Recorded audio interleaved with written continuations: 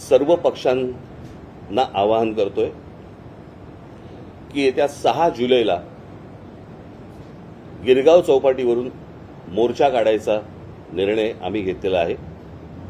त्या संपूर्ण मोर्चामध्ये कुठेही कोणताही झेंडा नसेल। तो संपूर्ण मोर्चा हा मराठी माणसाचा असेल। त्या मोर्चाचं नेतृत्व मराठी माणूस करेल। आम्ही जे शिक्षण तज्ज्ञ आणि जे इतर भाषा तज्ज्ञ आणि इतर जे साहित्यिक आणि इतर जे लोक आहेत यांच्याशी देखील आम्ही बोलणार आहोत। माझं पत्र त्यांना जाणार आहे। सर्वांना त्या मोर्चाला आम्ही तिथे बोलवणार आहोत। सर्व पालकांना आम्ही आमंत्रण देत आहोत।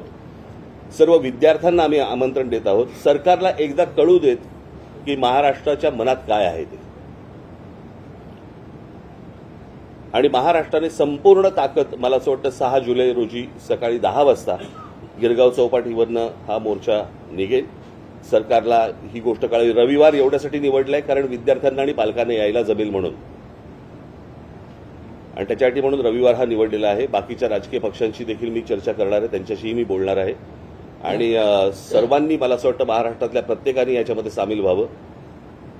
कारण हा जो कट आहे, ह्याला कटच म्हणेन मी, महाराष्ट्राचं मराठीपण हे घालवण्याचा जो कट आहे हा उद्ध्वस्त करण्यासाठी मला असं वाटतं तमाम सर्व मराठी बांधवांनी, भगिनींनी, मातांनी, त्या विद्यार्थ्यांनी, सर्वांनी त्या मोर्चामध्ये सहभागी व्हावं अशी माझी त्यांना सर्वांना विनंती आहे।